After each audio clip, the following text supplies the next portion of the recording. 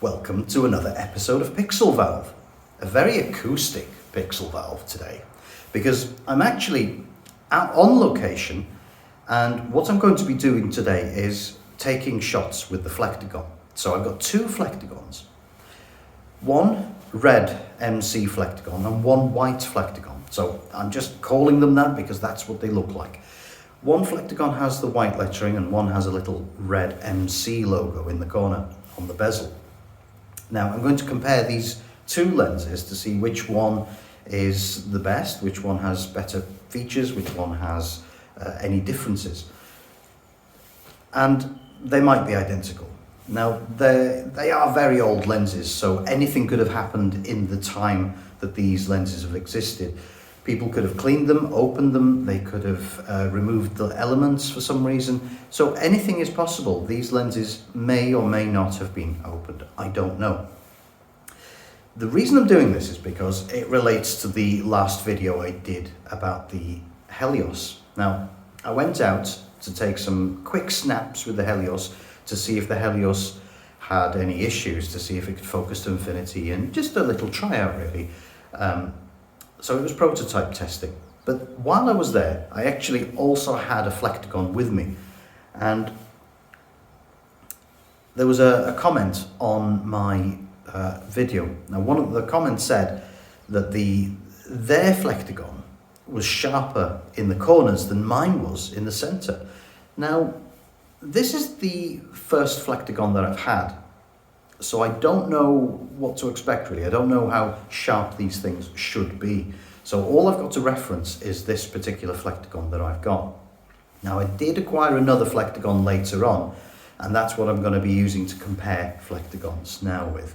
So I'm actually on location, so sorry about the acoustics in this room. I know it's very echoey and quite annoying, but bear with me. We're going to try and find out which Flektogon is the sharpest and whether or not my Flektogon was actually soft, or whether it was my photography. Perhaps it was me, perhaps it was the just carelessness of pointing the camera out the window and taking a shot. Today I'm going to be using a tripod, so there should be a little bit less room for error. And there was something else, but I've forgotten what it was. But I'll probably let you know in a minute. Anyway, I'm going to take some shots. I'm going to take one shot with one lens, and then I'm going to take another shot exactly the same with the other Flektogon. So the camera shouldn't move. It's on a tripod, and it's just a case of twisting the lens off and putting it back on. The settings will be exactly the same. So one thing I will change as we go through this, I will change the aperture, because I will take a shot wide open, step down to about f8, and then step down even more to f22.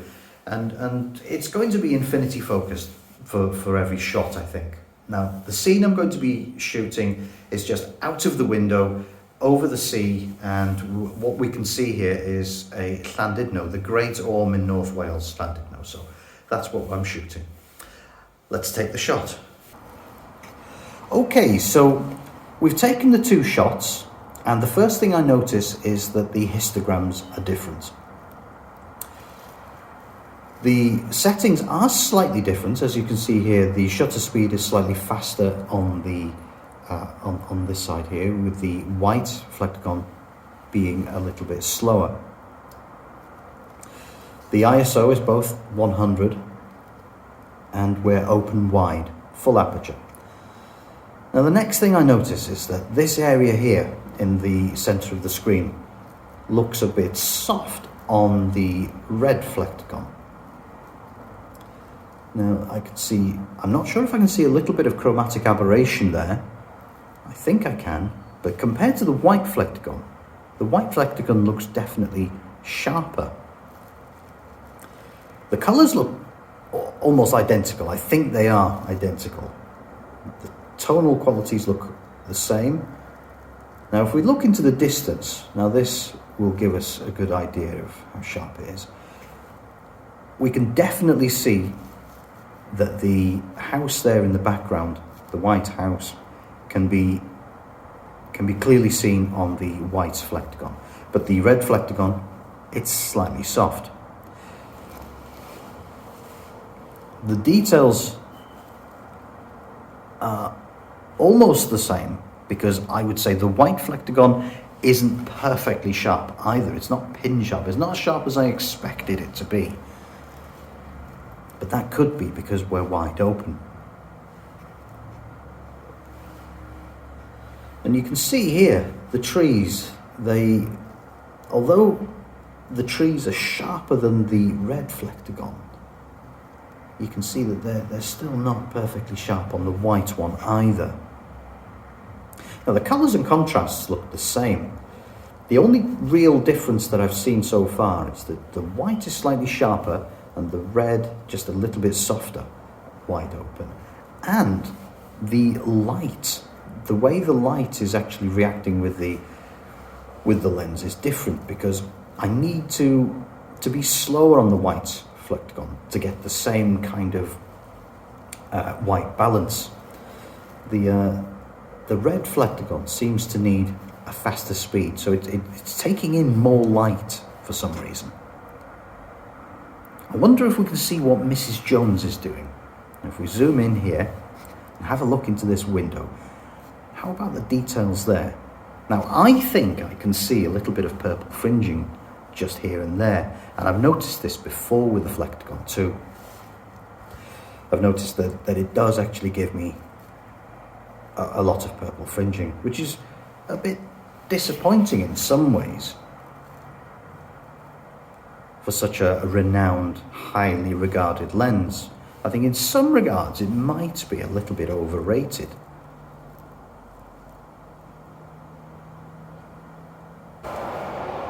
Okay, so I've taken the two shots with the Flektogon wide open. Now I'm going to take the same shots, step down. So the first thing I notice about these images is that the histogram looks exactly the same. And that's a really good sign. Now there is a slight difference. The white Flektogon was at 80th of a second speed, shutter speed, and the red one was at 60th of a second speed. Now I've muddled these slides up a little bit, so the red one is on the right side now, and the white one's on the left side. The overall image does look sharper on both sides, so that's expected. I mean, we knew that would happen. But when we think about the old open wide images, the last images that we took, those were open wide and was 320th of a second on the on one and 250 on the other, which again isn't a huge difference. But one thing I'm really disappointed with by looking at these at the moment is that I think the white Flektogon is actually softer than the red, which is a bit weird. Now looking at this chimney stack and comparing it to the other one, there's definitely a softness. You know, the white Flektogon on this side doesn't seem to have that sharpness that it had before. Looking at those houses in the background, I mean, I can see that there are windows in the houses, but it's very, very sort of splodgy on the white one. A lot more sharp on the red. Now it's difficult to say whether the colours are the same, because when you adjust the speed, you can influence the tonal qualities of the shot. So it's possible that could be happening, because I can see a slight shade difference between these slate roofs. This one on the white side looks a little bit sort of higher contrast maybe. But you can definitely see that the detail in those trees, it's starting to blur out. It's very soft compared to the red Flektogon here on this side. And this pole here, if we look at this pole for sharpness and chromatic aberration, I can't see any chromatic aberration, or maybe I can on the red side, just a slight tint, but it's hard to say.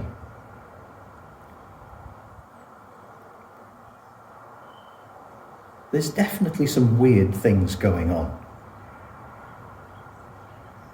Things you wouldn't expect. Now, overall, I would say both of these lenses are not as sharp as I would expect.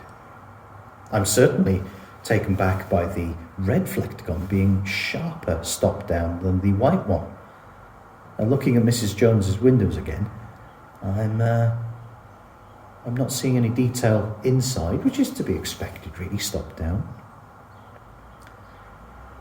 There's no chromatic aberration by the looks of things.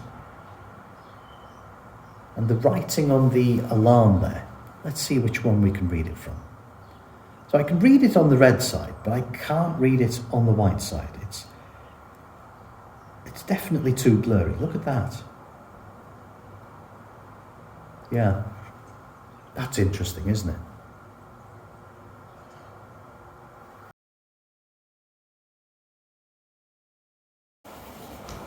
Still using the red Flektogon, I stop it down to f22 and I increase the ISO to 400. So now that we've taken a few shots, we're going to stop it right down to f22. Now, of course, because f22 is quite small, the hole that we're looking through is quite small, I've had to increase the ISO to compensate, to bring these up to the brightness level that we need. And again, the shutter speed has to be tweaked to make each picture look roughly around the same sort of brightness.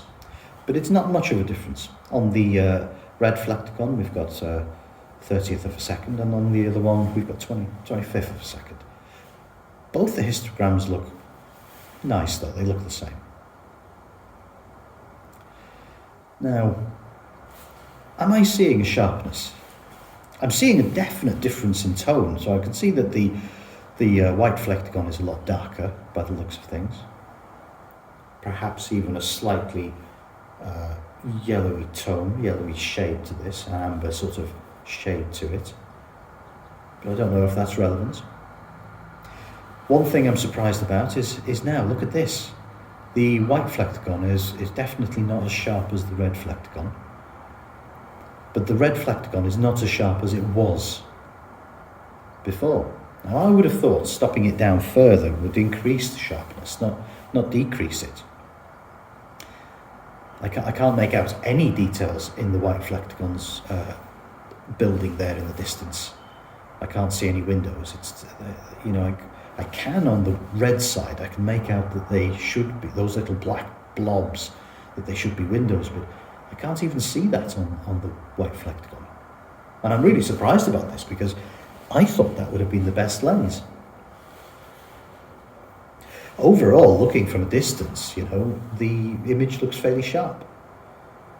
But it's only when you really zoom in like this that you actually see the truth. Now look at those trees.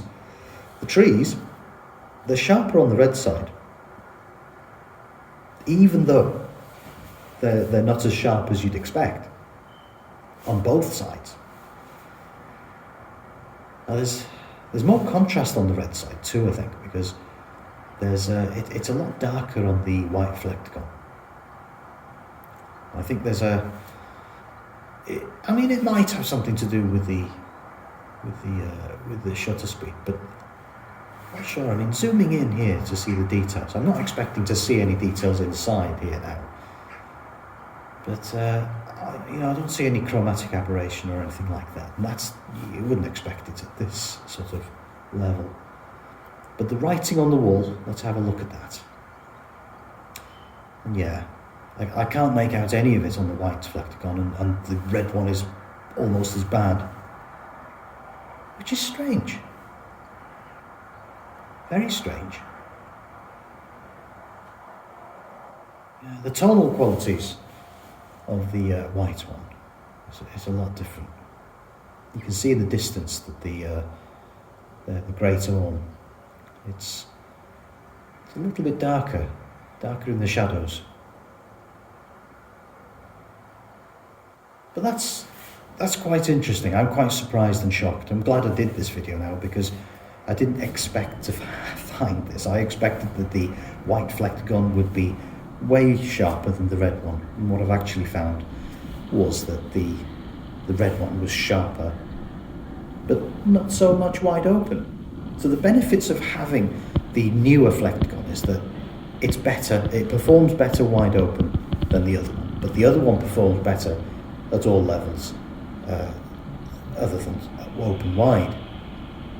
So it's a trade-off, I suppose, isn't it, depending on which you'd rather have. And that's what a Flektogon on a Nikon looks like. It's a test of focus, test of distance, a test of 3 separate stop downs. Now, I'm using the green dots to focus on the manual lens, so it's probably it's phased focus, I think that's what they call it. So it's going to be slightly different than your auto-focusing. Now, the Flektogon is a vintage lens. It's known for being fairly sharp, but is it the sharpest? I don't think so. The Pancol R is meant to be one of the sharpest ones, but is that really why we use the Flektogon? The Flektogon is used for a certain kind of photography, and I don't think we really appreciate it in this type of setting.